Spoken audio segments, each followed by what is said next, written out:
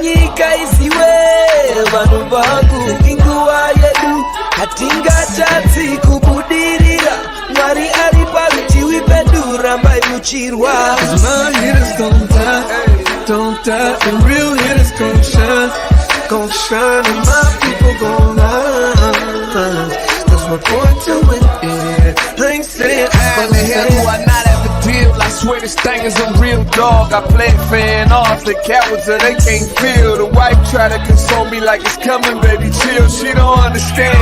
I'm the only one that's real. I remember the third grade. Them kids, they had waves. I had them BDBs. You know that Zimbabwean grade. So they do shades. And your boy hit the stage, press play, and all the chicks was like, yeah. While boys was moving bricks, I was moving chips.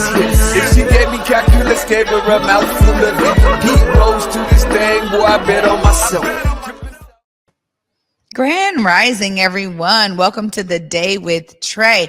I'm your host, Trae Holiday, and I want to welcome you to a terrific Tuesday. I'm excited because my guest who's in the building, I've been able to do work with her in the community, Miss Kathleen Hosfeld, the CEO and Executive Director for Homestead Community Land Trust, is joining me today. And I'm really, I'm excited about the work they do. So we're going to talk about that, but also they have an exciting event that's coming up this week. So we'll be talking about that as well. But of course, you know, it is the top of the show. So it's a great time to tag and share the stream.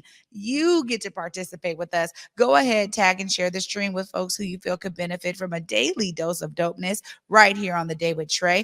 And if you cannot watch our TV show, we have you covered. Even still, because you can listen to us anywhere you find your favorite podcast. Just search Converge Media Network and the Day with Trae. Y'all will find me on Google, Spotify, iTunes, SoundCloud, Apple Music, whichever platform is your favorite. Y'all will find us there. Well, shout out to everyone who is making this happen behind the scenes. And before I get into my episode today with Kathleen, I got to send a huge shout out to my girl, Besa Gordon. If y'all are not tuning in to Back to Besa on Q Fox 13, please start tapping in. She is showcasing some amazing work that's going on out here and different spaces that you can all tap into right here in the Pacific Northwest. But I love her style and her flair because she really brings her whole personality to all that she does. And she is in so many different areas and arenas. I am loving Back to Besa. It is another example of how we can utilize our platforms to uplift brilliance happening within our community and beyond. And Besa is doing such a great job of that. So if you are not tuning in, you are missing out on Saturdays at 10:30. Make sure you tap in. She is doing great work. And, you know, she has worked so hard. Y'all don't even know the amount of work that goes on behind the scenes. And so I just wanted to say publicly to my girl, thank you. Thank you for all that you have poured in to yourself, all that you poured into your brand and to the show Back to Besa, as well as all that you're still doing on radio. What a phenomenal force to be reckoned with. And I'm so grateful to be in this work with you, girl. Shout out to you. Continue to do what you do. Continue to shine brightly for all of us to see. And I want to encourage y'all out there, not just about tuning in to the works that we do, but actually understanding that we do a lot of work to be here for y'all, to uplift others. And there's something that is so special about knowing that it is impacting you. So if you are watching Back to Besa and you're inspired by what she's doing, shoot her a DM.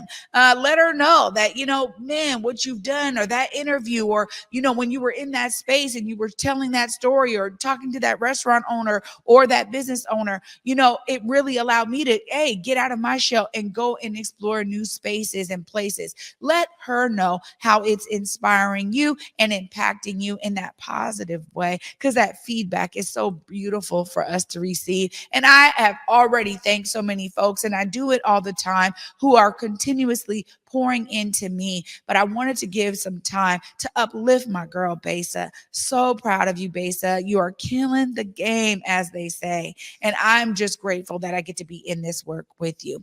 Well, after this short break, I actually get to speak to somebody who I've also been in work with. Miss Kathleen Hosfeld from Homestead Community Land Trust is going to be sharing more about their work and this amazing event right after this short break. Y'all stay tuned. You're watching The Day with Trae.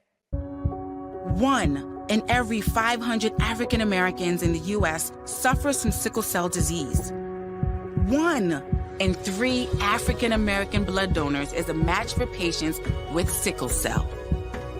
1 appointment to donate blood with the American Red Cross can help save a life. Will you be that one? Visit redcrossblood.org/ourblood today to schedule an appointment at a location near you. The new COVID-19 updated booster provides the best protection available right now. So don't wait. Stay safe this summer and get your updated booster today.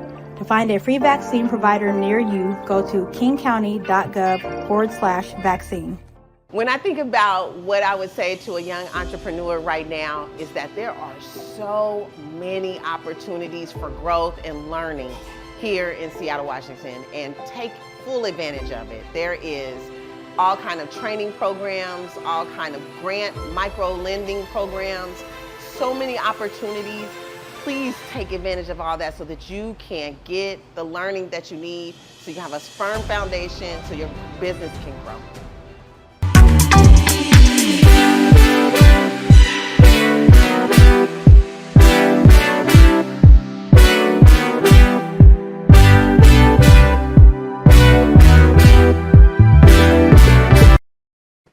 Welcome back, everyone, to The Day with Trae. I really like that music, y'all. I'm really excited because I get to bring on someone who has been doing great work in the community, and I personally have been able to experience their level of dedication. Welcome, Miss Kathleen. How are you? I'm doing great. So happy to be with you. Thank you so much for having me on. Well, absolutely. I think it was about that time, right? I mean, we've done work together, and it's been inspiring for me to understand the dedication that Homestead Community Land Trust has had to build affordable home ownership right here throughout Seattle, greater metro area, and beyond. Y'all have been very dedicated to it. But for those who may not know, tell us more about Homestead Community Land Trust. Thank you. And I just want to say it's also been a privilege to do that work with you, with Africatown Community Land Trust and the community of Skyway and a lot of other partners that we have. Homestead is a classic community land trust. It's a nonprofit membership organization, and our primary focus is on creating home ownership opportunities for people who are income qualified, meaning people for whom home ownership is $500,000 higher than what they can afford. So we are dedicated to building homes, pricing them at the level that everyday people can afford, making it possible for them to have those first-time home buying experiences that put them on the path to building assets and building wealth, but also at the same time stabilizing people, giving them a chance to thrive in place, to build networks in their neighborhood, and to support them and just feeling like they belong in our communities. So home ownership is this amazing ticket to financial well-being, but also social well-being, health outcomes, better academics, something called economic mobility, which is sort of the sum total of all of that enables people to thrive once they've had a chance to live in an owned home. We want that for all folks. And we want to be doing this work more and more in partnerships that model how we've worked with Africatown, how we are working with the community of Skyway.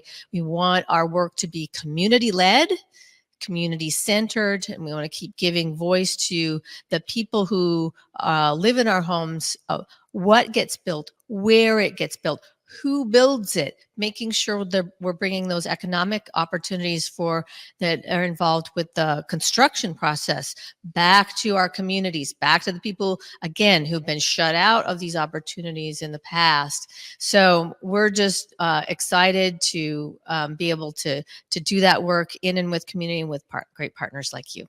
Well, it's great for me. It's one of those things where I'm like, it's just great to be able to know that this work is happening. When I was, I've said it many a times on this show, but studying urban studies, there was no understanding of human-centric design back then. And traveling the world and learning how cities are built globally was such a great way for me to get a purview of some of the different kind of designs that we could do as a collective, and also some of the different approaches to development, which it seemed like it was a one track, and it's like, no, there have been these models that have been created and used over time in a lot of different areas that we need to benefit from here, particularly in a city like Seattle, where the rising interest rates and all of this money that's involved in property evaluation means that a lot of people are getting shut out from home ownership. Absolutely. And so I really, the work that I do with Africatown, still as an ambassador, y'all, for their phenomenal work, is because I understand the need for these different models to be here so that people can experience that next level. And one of the things that I loved about, working with Homestead was it was clear home ownership is key to other things. And we need to be able to think about the half step. If you can't take the full step right now because of finances, how can you take a half step that also allows you to be anchored in home ownership? How have you been able to experience some of the homeowners that Homestead has been able to bring on board and give that first experience of home ownership to? Oh, it's such a blessing. It's such a blessing to be able to hand the keys to someone that was ready to give up, ready to move away. We have stories on our YouTube channel about homeowners that before they found the opportunity to buy an affordable home were thinking, I have to leave. These are artists, people who do great work for the Veterans Administration. I mean, people who are who do healthcare work. These are vital people in our community. We don't want them to have to move to the Midwest. Yeah, and because this problem of home ownership being out of reach and housing being expensive is statewide. It's all up and down the I-5 corridor. So when people think I'm going to have to move away, they think not just move to Tacoma. They're thinking I have to move to a different state where there's more housing opportunity. So one person that I talked to, the way they put it was, when I am a renter, I don't know what's going to happen. I don't know when my rent is going to go up. I don't know how much it's going to go up. I don't know if I'm going to have to move every 12 months because my rent keeps increasing. But if I have a mortgage and that fixed rate mortgage, I know how much I'm going to be paying every month. I know it's going to be affordable because that's what the whole process is about. And I know I'm safe, is the way they put it. The people, we did a study with the University of Washington, some health care students did a study of the people who were waiting to get into our program. And they studied the anxiety levels they were experiencing waiting for affordable housing. It won't surprise you at all that although the anxiety levels of people across ethnicities was about the same, the living conditions of people of color on our list were far worse, and their situations were far more dire. And so that just, rededicates us to keep lowering those barriers to make sure that people of color in particular have access to these opportunities to to purchase through our program. Yeah. And, this for me is also one of those things where it's like we've seen so many, I mean, my family included, myself included, having to leave the communities that we grew up in. And y'all are providing opportunities for folks to actually move back and have that level of sustainable living that allows them to still be a part of the community that they grew up in, the community that they've known and loved. And even though it may change in terms of demographics, we still say that, Black folks still care about the CD, right? Like, it's like and the same is true for other ethnic groups in other communities. I mean, it's about having an anchor where the area, the history of the area. There's something so special about that. And I love that Homestead really brings that opportunity out. It's great to hear that, it's so impactful, the work you do, but it's also so necessary. And it provides a model that I think so many can learn from. When you think how you've been able to share the model, share the pathway, because y'all have a master application. You don't make it very strenuous on the folks who are looking to get one of your homes. It is a process that's guided. Y'all have staff that help people through the process. There's so much about what y'all have done that also creates that model. How have you been able to share that? Well, in a variety of ways, but one of the things about being Homestead is that we've actually been a fairly under-resourced organization. So when you talk about wanting to walk with people in their experience of buying the home, we don't even do as much as we would like. But what we're doing is we're trying to share the model with communities that come to us and say, we want affordable home ownership in our neighborhoods. How can we partner to bring that model? And I think about sometimes the folks that buy outside of an affordable housing program, they don't have anybody except their realtor to help them through the process. But if you're in one of our programs or you're buying one of our homes, you've got staff that will answer your questions they say, my bank is doing this, I got this question, or the seller of the home is doing this. How do I even think about what I'm seeing? There is staff to support folks in that process. And so we want that. But wouldn't that be nice if everybody had a team of 3 people supporting you in your home purchase? And I say we don't do nearly as much as we would like to do, but I think we are able to support, and we're sharing that with more of the community-based organizations that we work with. Well, yeah, I mean, I think in anything, there's room for growth, but you start somewhere, right? And you start in a place that is still very much a service model. Folks that have that heart for service, really wanting to help folks, deal with it. You think of home buying as like one of the biggest purchases you'll ever make in your life. Indeed. And it comes with a lot of different things in that regard, but to have that level of support is so key. Now y'all are doing this amazing event. I want to hear all about this event. Tell us the details. So I'll tell you a little bit about the specific event that on Thursday, September 7th, we are honored to present Dr. Henry Louis Gates in a conversation with Vivian Phillips. So exciting. 7:30 Town Hall, Seattle. The event is essentially a benefit for Homestead, but it's not going to be like your typical fundraiser. It's really about bringing more people into our community to focus on racial disparities in homeownership, the racial wealth gap, and to invite more people to be part of the solutions. Homestead's work is one solution alongside many that are seeking to address the systemic inequities in our housing market. And we want people to be aware of that, but more importantly, to look at how we got here. There's a thing I often say is I quote this physicist named Ken Boulding, who said, things are the way they are because they got that way. And it's basically saying we're here because of all the choices, thousands, millions of choices that have led to this moment. And the power that's available to us is that when we make different choices, we can create different outcomes. We can create a more equitable system. So that's what we hope will be an outcome of this event.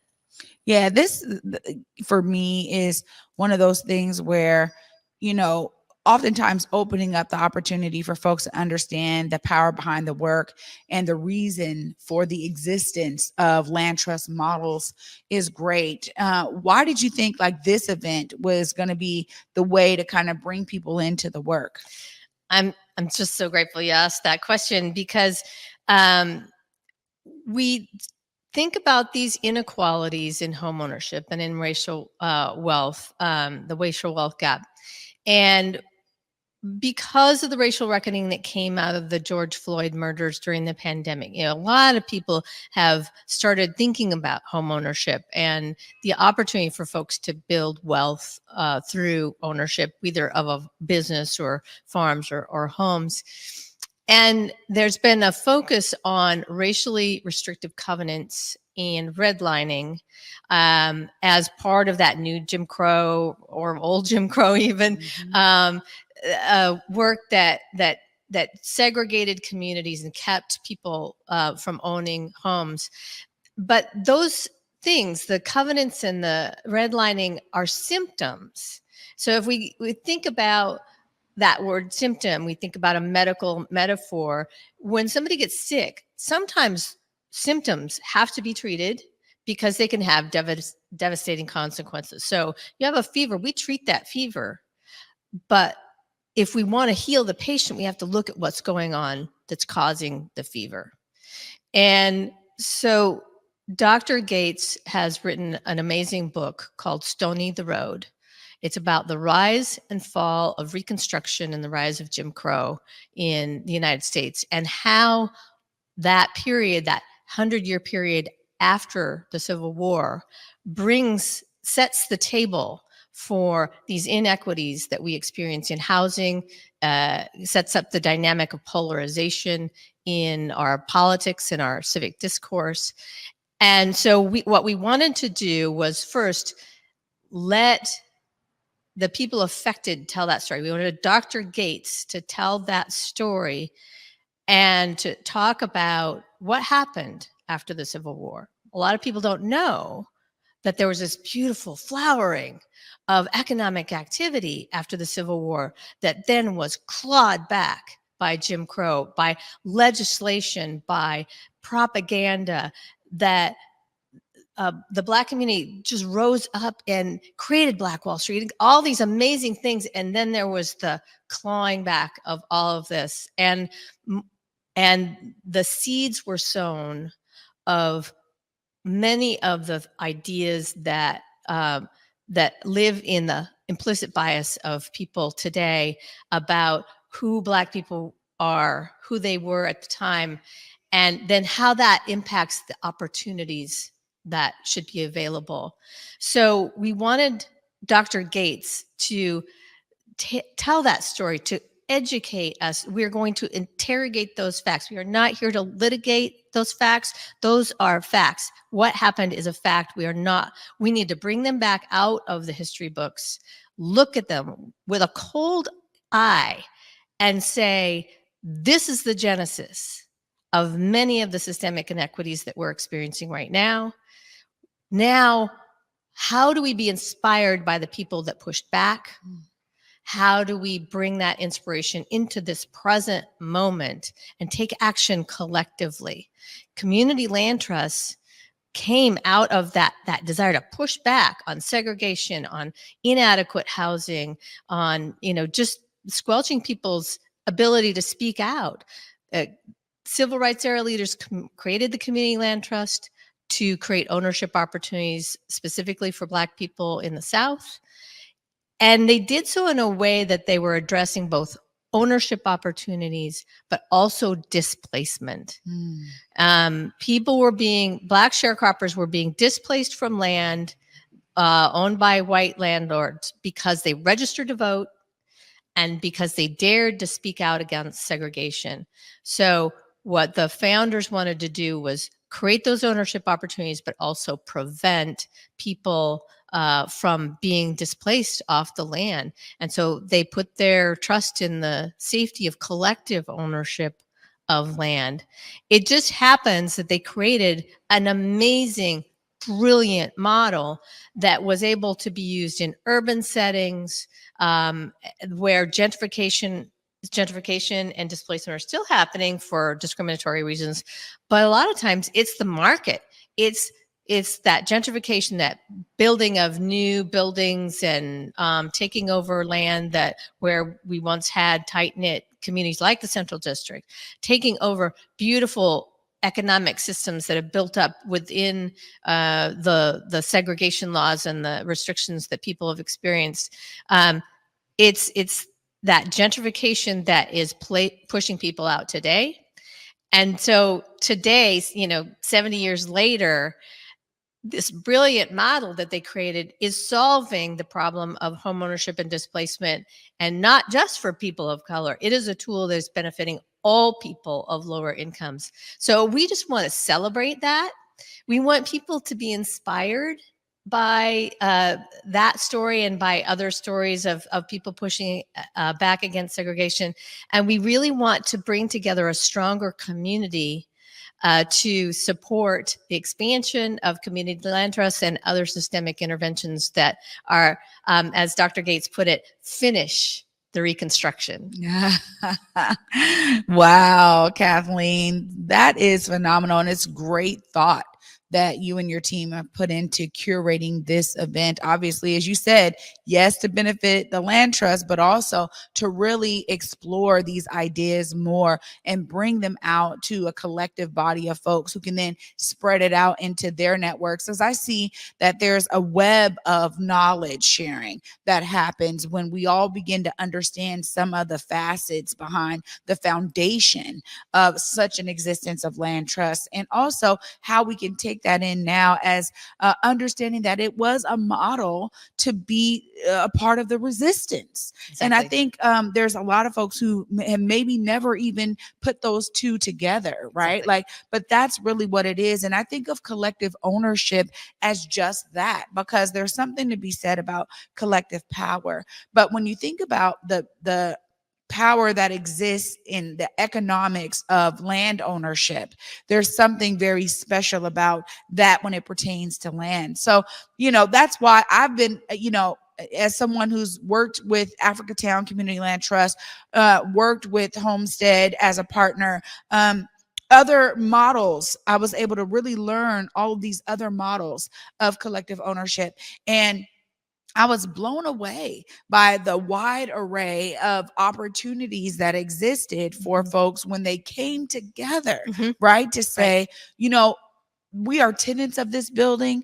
Why can't we own this building if it's going up for sale? It takes that bold approach sometimes to bring about innovation. Absolutely. So thank you for sharing the reason behind all of this. Of course, if folks want to learn more about Homestead Land Trust, if this is open to the public, if they want to come, look right there, let them know how they connect. Okay.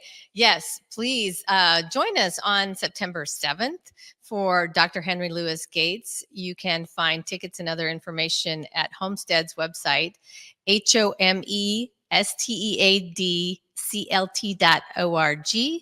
We have priced our tickets to be as accessible as possible, going from $0 and on up.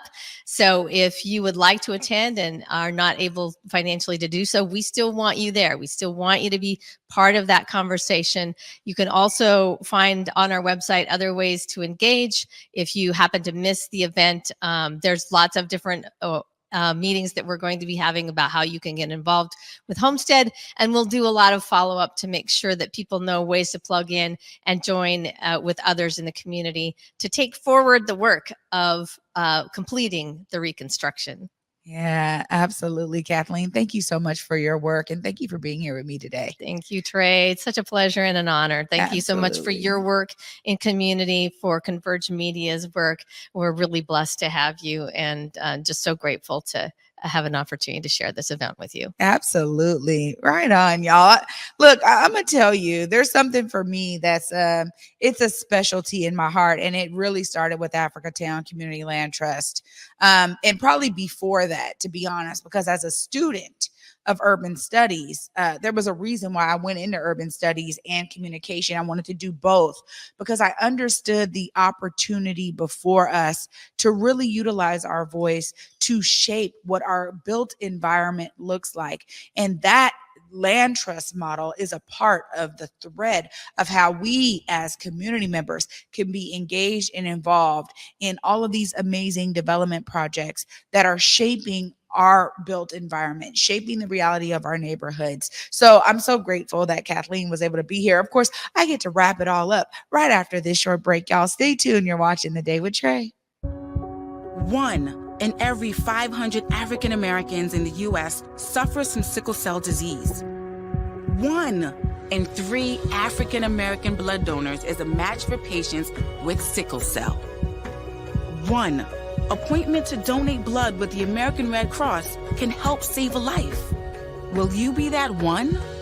Visit redcrossblood.org/ourblood today to schedule an appointment at a location near you. The new COVID-19 updated booster provides the best protection available right now. So don't wait. Stay safe this summer and get your updated booster today. To find a free vaccine provider near you, go to kingcounty.gov/vaccine. So the advice that I would give to anybody coming into really any space is always keeping an eye out for the people that are doing the thing that you want to do and seeking them out and just asking them for a cup of coffee, asking to meet and connect with them in some way, because more often than not, those are the people that want to help you and want to uplift you and figure out a way to provide you support. So even if they don't have the answer, they can help you find somebody, but also they're helping you write the first few chapters of your story. And I think that that is the most important thing. Like, you don't know what you don't know coming into that space, and you have to be unafraid to ask those questions and really trust yourself and lean in hard. You know, you're gonna make mistakes. That's going to happen. It is inevitable. It is a part of life. But what matters is what you learned from that, what the takeaway is, and how you push forward.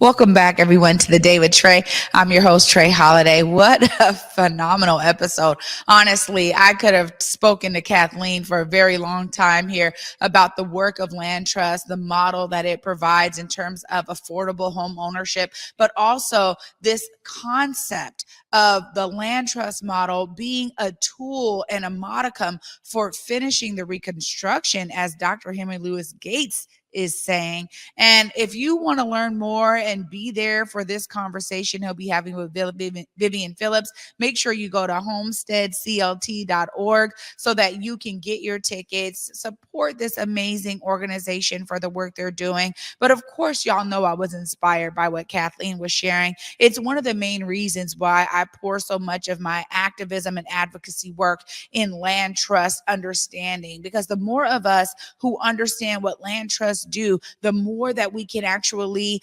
advocate for them. We can, have our state government creating new policies that support the land trust model even more and really ensure that they are funded, because development projects are not cheap, as you can imagine. And it's not just about the ways that it is here in Seattle or something, just all over the country. Community development is one of those things that is such a thread of so many communities, and yet it's almost always underfunded. And so the more we can do to uplift the understanding of the need for these models in our communities, the more maybe we can begin to make sure that they are funded in a sustainable way that allows them to be a part of recurring funding year over year, that allows for them to grow not only their staff, but also the projects that they can create by, being one of those amazing ways that we can fight back against the rising costs of living and also the rising cost of home ownership, which is such a staple in terms of generational wealth building, as we know. And y'all know I could talk about this for decades probably, because for me, there's something that is so essential in understanding how we build generational wealth and how we fight back against, gentrification. How do we disrupt it? Well, this is a great model to do so. So if you are looking to learn more, get plugged in, this is a great opportunity for you to do that. I would also say, go to these websites, go to homesteadclt.org, go to africatownlandtrust.org, find out what are they doing? How can you tap in? How can you volunteer? How can you utilize some of your time, talent, and treasure to benefit these amazing organizations that are doing phenomenal work on the ground to ensure that they are not only disrupting gentrification, but they're providing opportunities for people of the global majority to come back into the communities that birth and raise them. Y'all, I'm just excited. I'm so glad y'all were with me today. I'll be back tomorrow at 11 a.m. And until then, y'all, peace.